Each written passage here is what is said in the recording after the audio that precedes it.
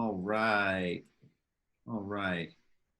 Well, as everybody's coming in, good evening, morning, late night to all of you who are joining us. My name is Jordan Haley, use the he series of pronouns, and I have the privilege of serving as Director of New Student Programs here at Duke. We are getting going with our virtual onboarding experience, and this is a new program that we've added, and we really thought it'd be incredibly valuable for incoming students to hear from current students about different ways to get engaged on campus. And one of the areas I know, both as an advisor and somebody who's been at Duke for 12 years, that students really look to get involved is in service and engagement, both at Duke and in Durham and really beyond. And so we thought it'd be incredibly important for you all to get a chance to hear from some current students and staff who are doing exactly that. We are going to record this session, so we just wanted to let you know that. We're asking that you ask lots of questions because that's going to be one of the best formats for the session. I am going to turn it over to Leslie, our Assistant Vice President for Civic Engagement, to kind of get things going, but thank you all for being here. Thanks, Jordan. Well, hi everyone. My name is Leslie Parkins. I'm the Assistant Vice President for Civic Engagement at Duke. I've been at Duke for 4 years. Didn't get a degree though from Duke yet because I'm just an employee, but I've really enjoyed the past 4 years working here, and I hope you all look forward to the 4 years that you'll spend with us as well. We are working hard to make sure that this upcoming semester is as meaningful as possible for each of you, and we're looking forward to receiving you here. I work with the Duke Office of Civic Engagement. We're a part of Durham and Community Affairs, and our office strengthens and connects the ways in which Duke and Durham work together. And we provide trainings and advising and consultations. A number of the students you're going to hear from today, our office has connected with in one way or another. Duke is a place that has all kinds of opportunities for students. And what I'm excited about is that you all are here because you're interested in getting connected beyond the campus. And a big part of what makes our campus special is the community. Certainly the community on the campus itself, the staff, the faculty, the students, but also the community where Duke is in Durham. And it's a special place. It's where I choose to live. It's where my family is being raised, where my kids go to school. And I hope that you all get a chance to discover what you find special about Durham as well. I'm looking forward to hearing from all the student leaders that are here today. I know each of them will be able to provide some perspectives and insights, things that you can get excited about your time here at Duke, and ways you can get connected beyond the campus. I think I can, let's see, am I in charge, or Jordan, are you able to advance the slide here? We'll go through, do we do panelist introductions one at a time? Yeah, we'll start with Megan here. Sorry, we're going on the fly here. Megan, would you be willing to share more about you and the work you're doing? Yeah, hi, I'm Megan. I'm a junior. I use she, her pronouns. I'm the co-president of Habitat, and we're working really hard to trying to provide community service opportunities for the upcoming semester despite COVID, and we're kind of trying to work around that right now. But yeah. Hi everyone, I'm Swati. I use she, her pronouns. I am a rising senior at Duke and am president of Duke Partnership for Service, which is kind of the umbrella organization for service at Duke. So if you guys have any questions about service as a whole, DPS is definitely a great resource for you guys.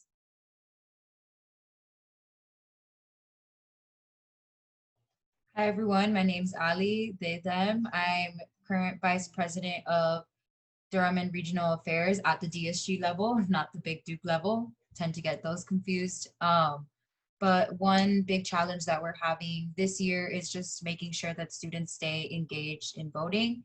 You know, DSG often provides just the platform TurboVote for voting, but now we're, you know, we obviously have some obstacles given COVID, so we're just looking to see how we can keep student groups engaged in voting and students overall in voting.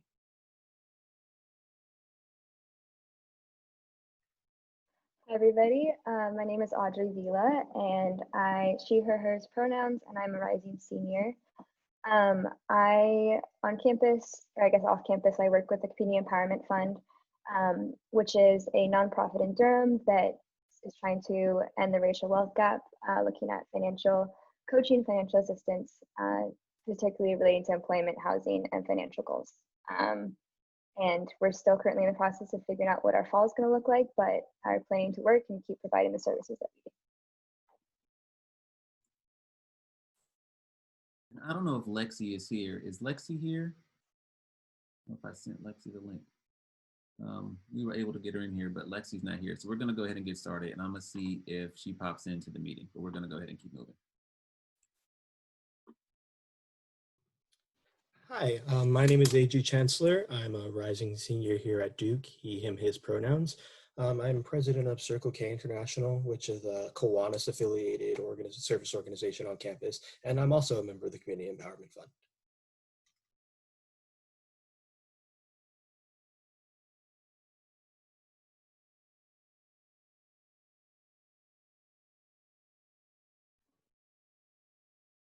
Have we gone through all of our panelists here? Great, wonderful. Well, you've heard a little bit about who's here to share with you more about service opportunities that would be available to you at Duke. I want to share as well, just briefly, that the Duke Office of Civic Engagement is the place for the campus to seek out opportunities to volunteer in the community. So for any individual, a student or faculty or staff member that's looking for ways to get connected, our office has community initiated requests that can help make those connections for folks on campus to engage in service in the community. And we also provide training and consultations as well. But these students are in the thick of it. They are working with organizations that are here and committed to Durham and to the people that live here and to big issues that really improve the quality of life. And so I want to give them space to answer your questions. I don't know if if anyone has a question to get started, we can start with any incoming student with questions. Otherwise, I can lob a few questions towards our panelists. Okay, let's see here. Oh, that's a good question. From Jamil Smith, how much of a time commitment can potential community service projects be? Does anyone want to respond to that? I can go ahead. So I think in our experience, it's sort of like up to the determination between a student and their community partner. So I think the biggest barrier for students a lot of times is getting off campus, because sometimes transportation can be a barrier. Kind of like Duke functions as its own sort of city, so getting out of it is sometimes challenging. But for me personally, I volunteer about 3 hours a week at a local nonprofit, but that's probably, you know, again, up to the determination between you and your community partner. So I know people who do an hour a week. I know people who do spend, you know, a day of their week entirely, like a weekend, volunteering at a local nonprofit. So it's really up to what you feel and what your community partner determines what that relationship can be like. And if you set that, you know, like your time commitment up front early when you're trying to build those relationships, it's better to get that kind of set up front. That's really good advice, I'm Swathi. sorry. Allie, go ahead. No, go ahead. Yeah, I also agree with what Swathi was saying. If you know, your interpretation of, you know, a community service project is going out into the community, like I've had opportunities that it could just be, you know, a weekend of service versus I mean, I volunteered with a community organization for almost the time of a part-time job, 10 to 15 hours, 1 year. So it really just depends on you, but you can also do, you know, if you're more interested in sort of like policy or advocacy side, well, those projects tend to take longer, and, you know, they can be a semester worth of time or even a year worth of time. So I think it really just depends on what project you're looking at. Kind of also expanding on that, like sometimes different clubs or even some classes will offer volunteering over certain breaks, such as like there's some spring breakthroughs, which there are classes over spring break or volunteer opportunities. I know one of my friends has helped install solar panels onto low-income houses with a nonprofit during spring break, and I know it's something that Duke has offered in the past.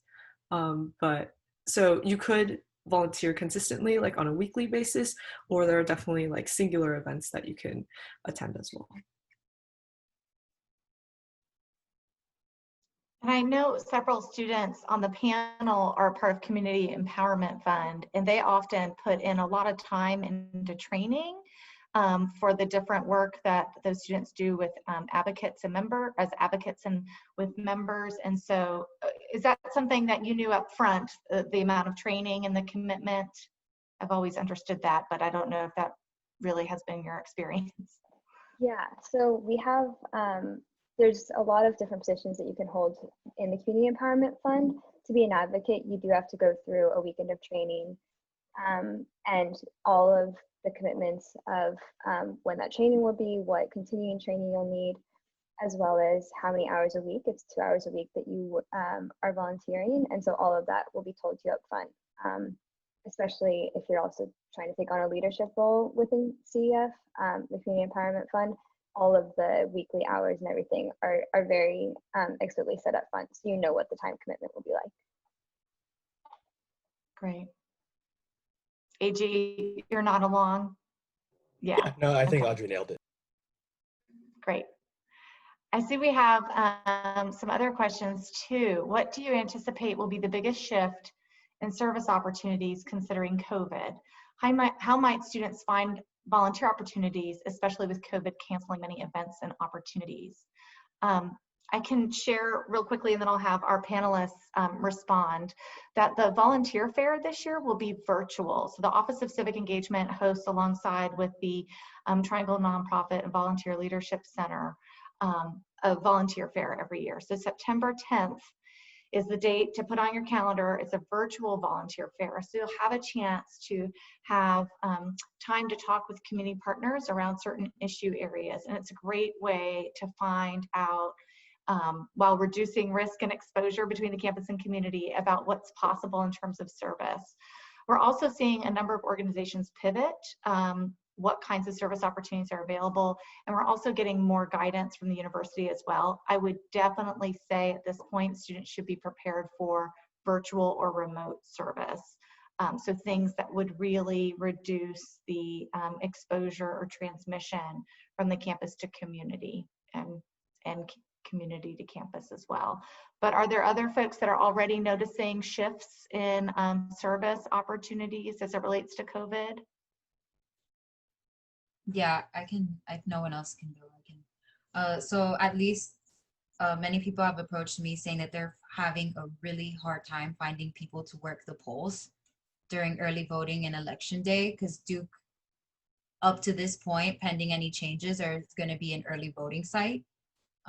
So, you know, many of the people who usually work the polls tend to skew older, 65 plus, and I think there's 15,000 poll workers in all of North Carolina, and they only currently have around 1,500 now. So severely less than normal years and then what is needed. So I know that there's going to be a lot of heavy recruitment efforts to have students fill some of those spots. One thing I'll add is we at DPS are working on kind of creating PDFs of virtual service opportunities. So hopefully that'll be like a resource that new students consider useful. So we're trying to compile information from local nonprofits and things that can be done like over Zoom or FaceTime or whatever. So I think one of the potential opportunities is like there's a nursing home where you can FaceTime senior citizens to help give them company. So there's like a lot of different opportunities that can be translated virtually and are looking for volunteers virtually. So so keep a lookout for that. I can say in terms of CEF, we are planning to open our office this fall, but very much following CDC guidelines, so it'll be a lot reduced.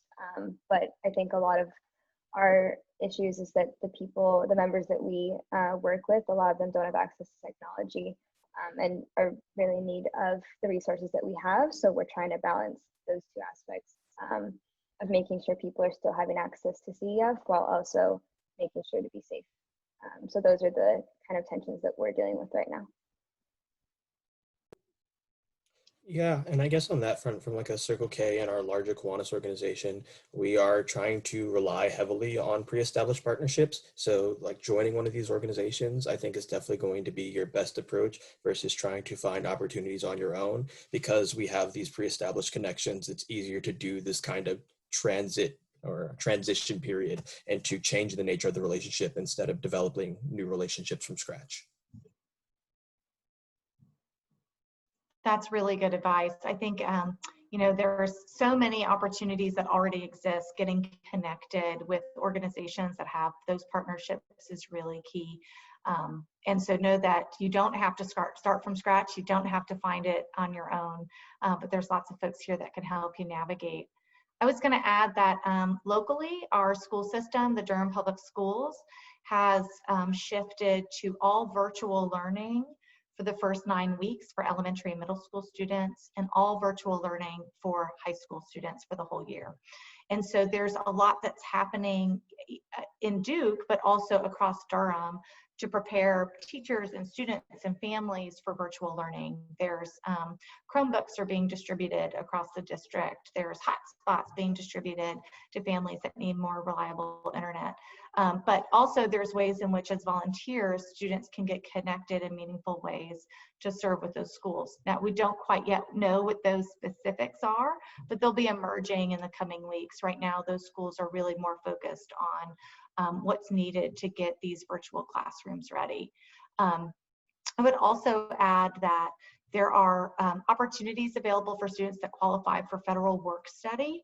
There's something called community-based federal work study, and you can work with a nonprofit, and it's essentially paid service where you can use your financial aid, your work study package in the community-based setting. Now this year, those will all be remote experiences. So again, I know that it's gonna be a different semester for us all, but it still can be really meaningful. Organizations that we worked with this summer had prepared really wonderful remote opportunities for students. We had 70 different internship and project-based experiences this summer, connecting with local organizations in Durham and across the Triangle.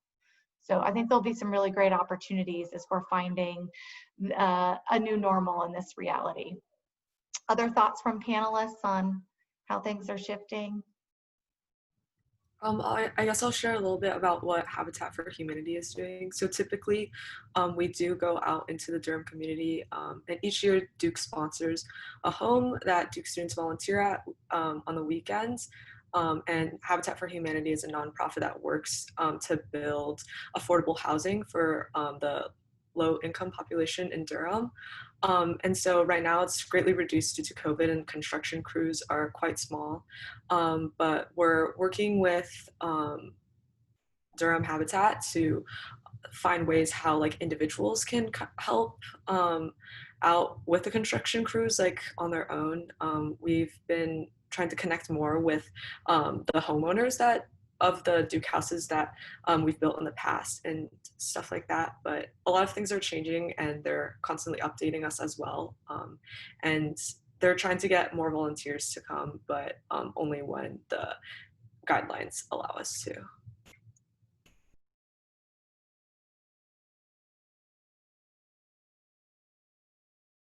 There's a question here about how to get connected with community partners considering activity fairs are different this year. And so I have shared that things are going to be virtual for a volunteer fair, but the student activities fair, I'm not sure if any of the student leaders can speak to that. I believe that will be some sort of virtual experience too. Is that right? Yeah, Students know yet, or Jordan? yeah, it will be virtual this year. And so there's ways to seek out in that activity fair as well, sort of speaking to what AG was sharing earlier, to find organizations that are oriented towards service, that have these established partnerships. And that's a wonderful way to get connected. And the Office of Civic Engagement can always help you find additional connections. or provide additional support as well. So hopefully when it comes to navigating the possibilities, you know, you won't find too many bumps in the road in the upcoming year. There's a question here as well. Do you have advice as how to best fit community service hours in with our busy schedules as college students?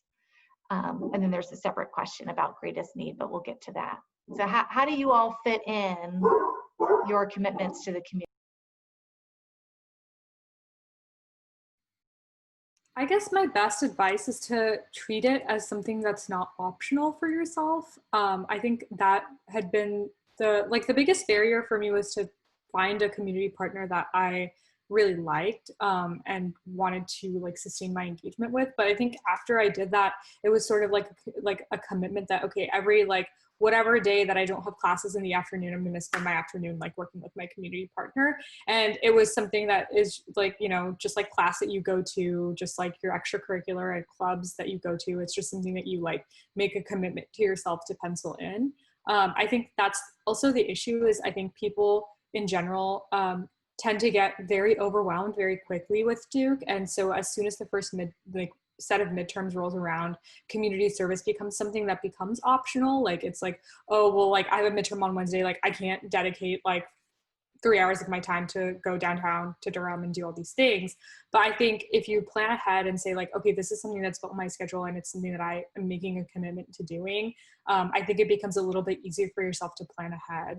I think the biggest thing is like sustained relationships with service. And that's something that we talk about a lot at DPS is like, we don't want people who just like, you know, go volunteer like once and then never do it again, because the whole point of community service is that it's a relationship and it's a relationship that should be grown.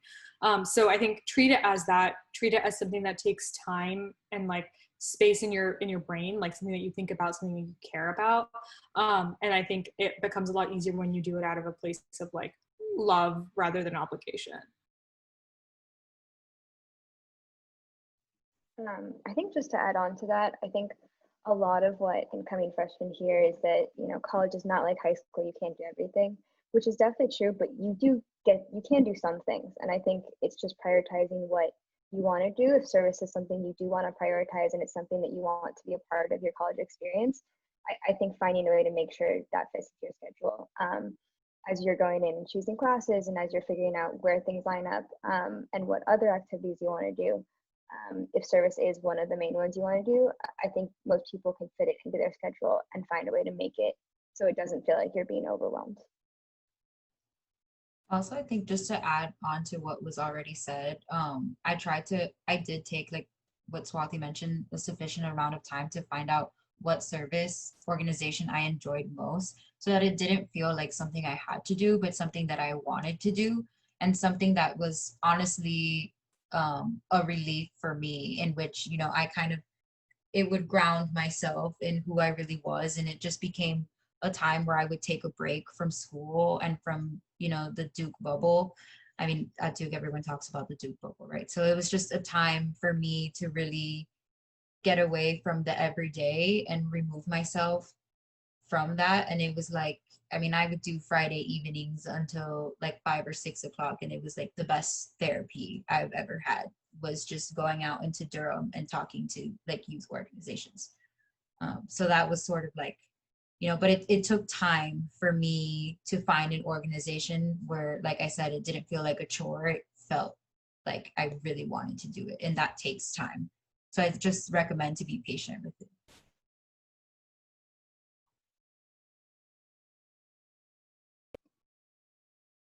There's also a question here about what or where is the greatest need of volunteers due to the pandemic.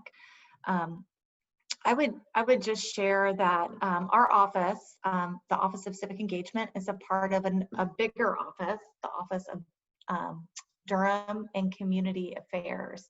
And most of that office is really focused on Durham as a community and responding to the community identified needs and helping direct and harness the energy and resources of the institution towards partnering with those identified areas.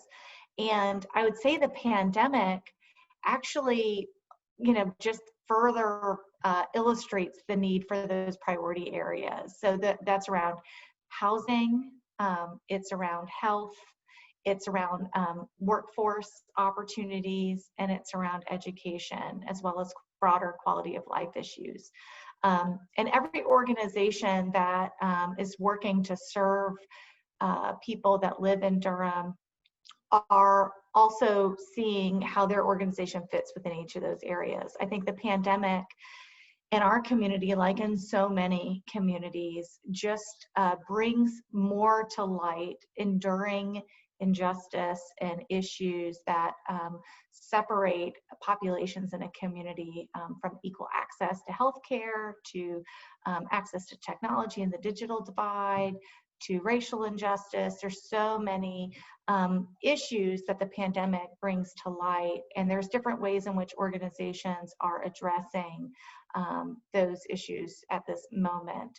So I don't know that I could choose one singular issue, but I imagine the students on the panel might be able to say how the organizations they're affiliated with might be working in this moment in the pandemic to address the issues that the pandemic has brought to light.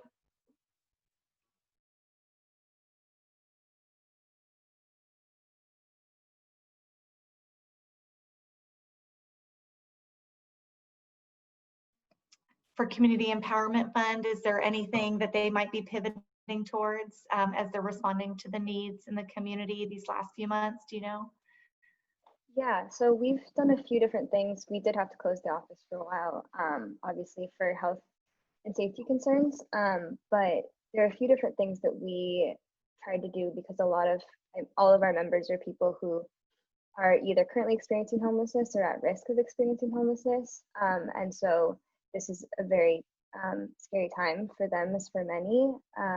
So one of the things that we did is a lot of our members have what we call a safe savings account with us, which is where they save up their money and we'll match their money up to a certain amount if they're doing different financial goals and kind of financial wellness things. And so through the Community Empowerment Fund, we actually matched a lot of those early, as well as replenished if people had to take it out. So we're trying to sustain wealth building with our members.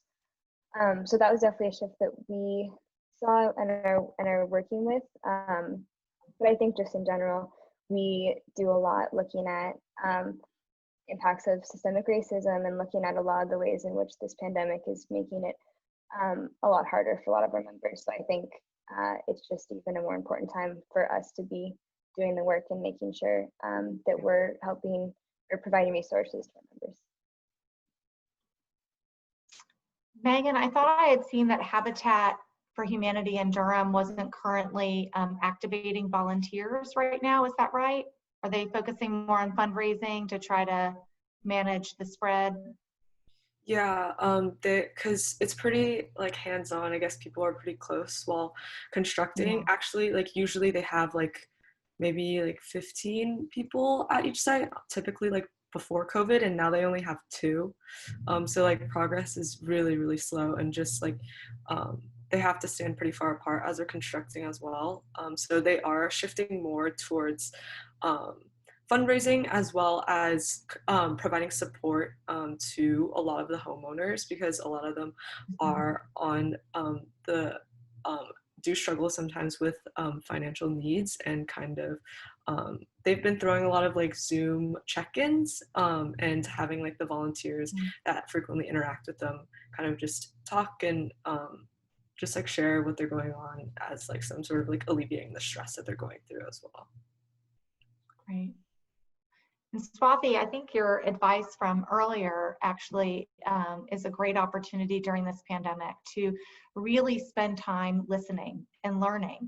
As a student new to the Duke campus and the Durham community, this is the time that you can really better understand the community in which you'll be a part of for years to come, and really spending that kind of time choosing carefully an organization or an issue area that you care about really will provide you with opportunities to be even more effective, but also allow for more enduring and sustained partnerships long term And so we're really encouraging for folks to spend this time too, while we might not be able to be in the community in the ways that we once imagined, we can really spend our time listening and learning. And so trying to offer more trainings and opportunities for connection virtually, I think will be really important as well. And AG, I don't know if Kiwanis, if they're also, if the work you all are doing with Circle K is connecting people around issue areas, or you know, how you all are thinking about things as well. Yeah, so I know Kiwanis right now is doing definitely more of a fundraising lens and less of hands-on activism in the community. So we're definitely doing more than that. Kiwanis, seeing as it has an international focus, they're pivoting a lot of their stuff to their international projects, which have always been more fundraising based. So it's definitely a lot of, you know, calling people up and trying to get in communication with people and trying to do different projects that can keep people engaged, not only with the community, but also keeping members engaged at a time like this, where it's very easy for people to kind of fall off and to, when they're not actively engaging with members as much as they used to, losing interest. So we're working on a lot of that. And Swati, are there roundtable topics or virtual events planned for DPS? Or I know that's something that's happened in the past that can bring students around an issue area, but those might be opportunities as well. Yeah, we're actually planning to have a number of panels in the fall over various topics. So we're hoping to collaborate with different cross-campus partners and talk about like some of the different areas and issues in this space. Great, more to come on that. And Allie, you brought up voting. It does feel like this is space where you could encourage students. What do they need to be doing now to register to vote and be ready for the election if they're eligible to vote? Yeah, I mean, we just renewed our contract with TurboVote. So really that's been left to, you know, student groups, and all sort of student groups do it, not just, you know, community-based student groups. I mean, identity groups like the NAACP and Mi Gente and AAPI register students to vote all the time. We don't really know what that's going to look like yet. We're working on making the electronic form a little bit more self-explanatory instead of, you know, someone having to hold you and guide you through the process. But that's requiring, you know, something on the TurboVote side and sort of dealing with, you know, the user friendliness of their interface. And, you know, we're working on that. And we're also, you know, we still need people that are going to be registering students to vote, working with the Board of Elections to make the ballots, the process of requesting an AB ballot a lot easier. You know, trying to do some infographic works on that. And then, like I said, I spoke to Lexi, who was here with the Social Science Research Institute, about, you know, what we could do, you know, to make sure that there are people who are going to work with the polls, you know, if it's still determined to be safe, and abide by CDC guidelines to keep Duke an early voting site, you know, just to make it accessible to Duke workers and other students. So that's where I see the biggest need now. And also just, you know, economic relief is needed. Durham, like many other cities across the country, have been impacted economically, as well as, you know, a public health crisis. So. And if I understand TurboVote, it's a platform that students can use that can enable them to register to vote in their home community, or to register can they register to vote in North Carolina in their first year? Yeah, that is primarily what it's used for. Mm-hmm. Okay. Yeah, it's registering to vote. Okay, registering to vote. And then does it help facilitate the absentee ballot request if they're voting in their home communities? Yeah, we're trying to make sure that that is something that TurboVote can provide to us with time. You know, so we're going through like kind of not a legal battle, but, you know, trying to extend our contract to make sure that it includes that. Just because that's something that definitely Duke needs now, because just given voters like juniors and seniors might not be on campus to vote, so they're going to vote either absentee or people who don't feel safe. Great, thanks, Allie. Let's see, are there any other questions from first year students? I was wondering if our panelists want to share maybe what has been most meaningful to you in terms of your community commitments that you've made while you've been a student at Duke.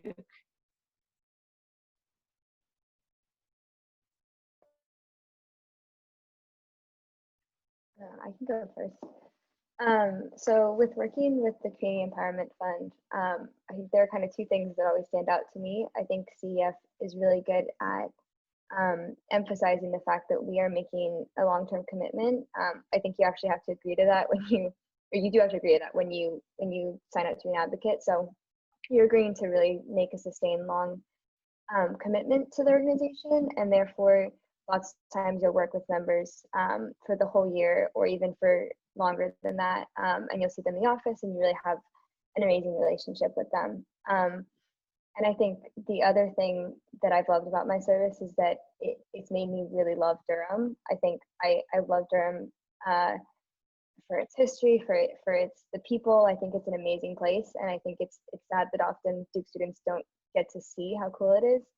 And it's truly a result of the Community Empowerment Fund because of different community organizing stuff that I've gotten to be involved with. But it gives you kind of almost access and like the ability to really get to know the city in a way that a lot of other opportunities don't allow.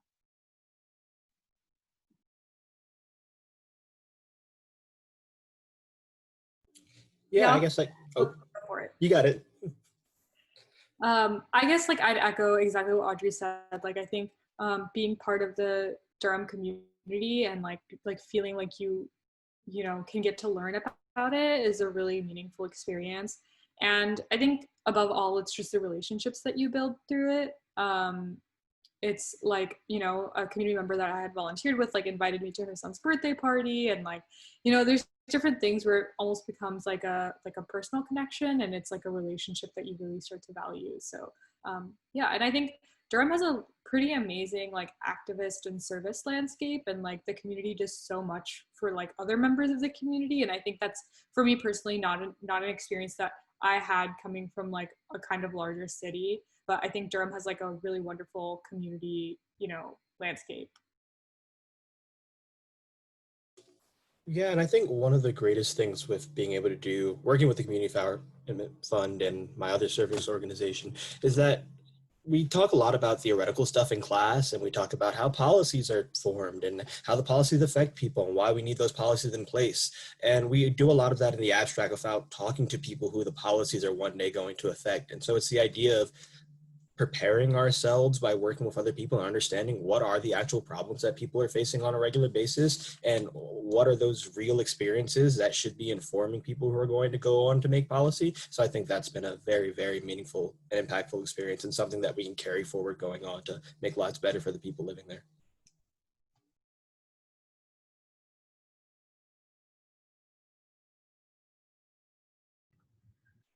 I completely agree about building relationships. While we like build the homes, we work alongside the homeowners, and also you learn quite a bit about the Durham housing crisis, and just being able to see like we start building like with literally flat ground, and by the end of the school year we have a whole house, and you start to like really appreciate the value of a home and what a home means to you, as well as like it was the first time I ever used power tools, and like being really empowered, and like just having people really encourage you to try new things is also really wonderful. And you build, not only do you have like create a strong community with the Durham community, but also some of the students that you work with as well. And I've just really enjoyed my some of my most fond memories at Duke have been over through like community service events. So yeah.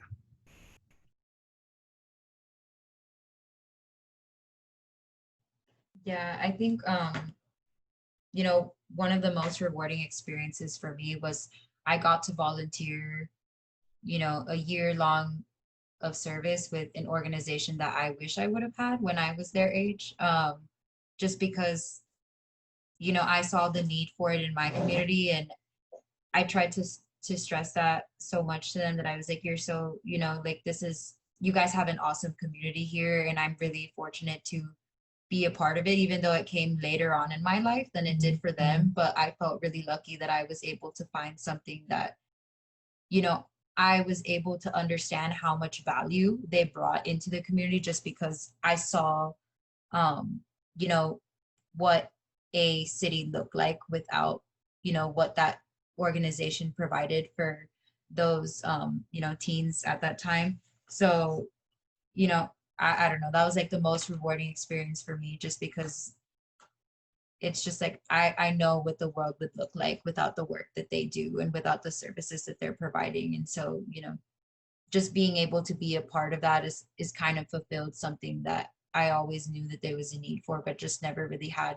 the initiative or platform to do it. So it kind of not only just was a relief for me, but also was just sort of one of those like lifelong bucket list items that you always have that I was able to complete.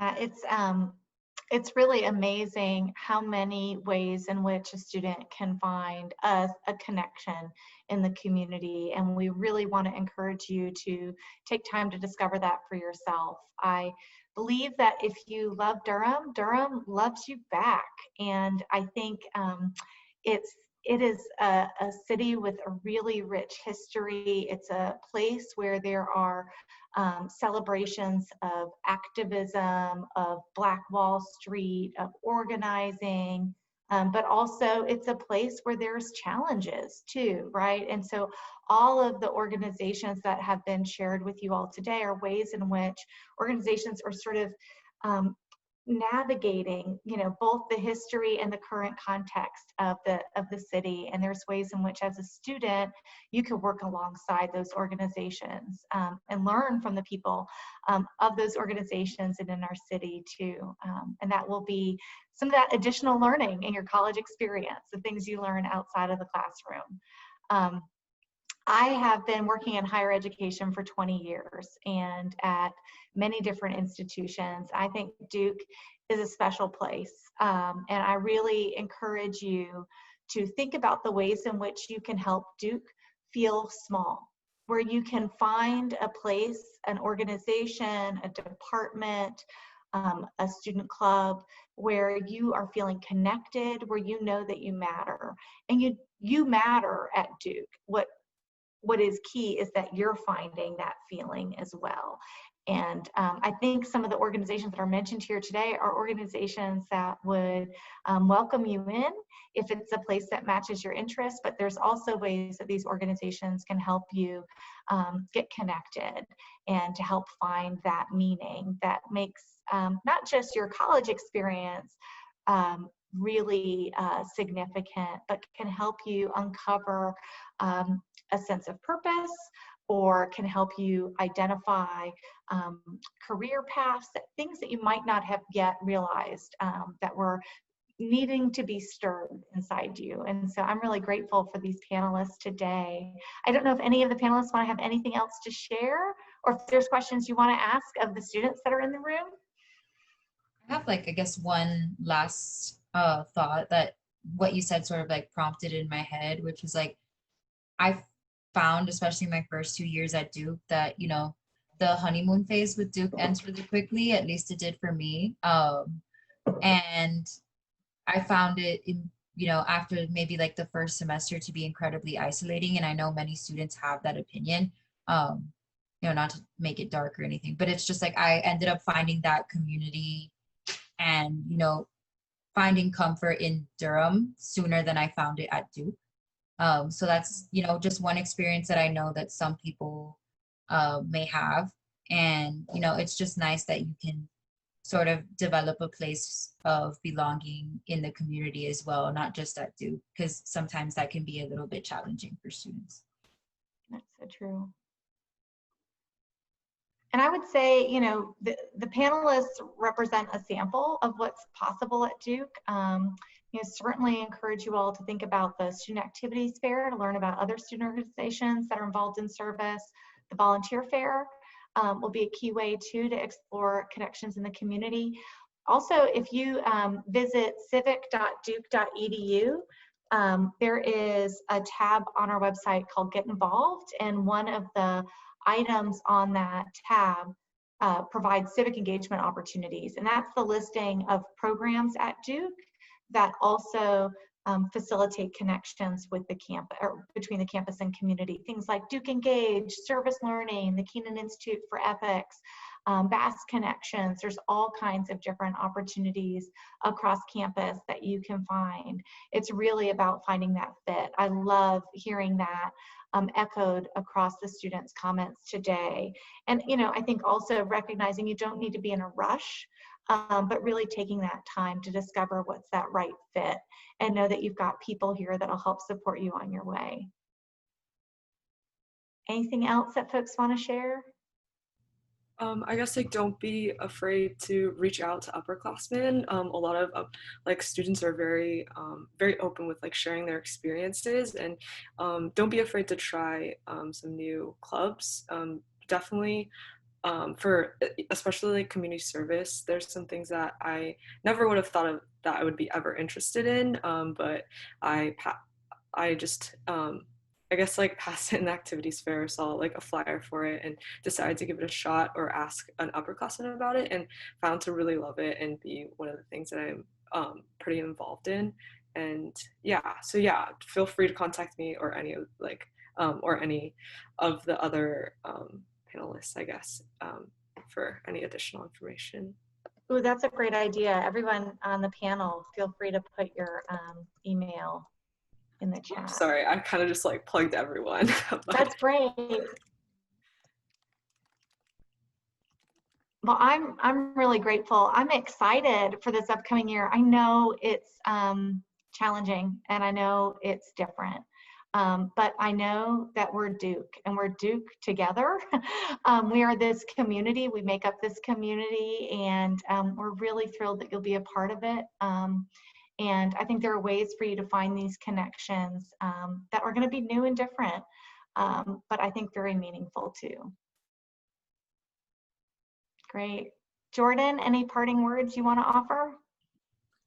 Just thanks. You all are right. I did change shirts. I've been in that same shirt all day, so I put on a different shirt. I needed to relax. But listen, thank you to the panelists. Thank you, students, for coming on. Thank you, Leslie, so much for stepping in and hosting this discussion. We really appreciate it. This has been recorded. It'll be posted online in our Duke Groups app, and to all incoming students, we're going to give you information on how to get there. To our panelists, expect a bunch of students to watch this and then email you all. So just keep your inboxes, keep checking those things regularly. And just seriously, thank you to everybody, and we look forward to seeing you all soon. Take care. Bye. Thank you, guys. See you soon.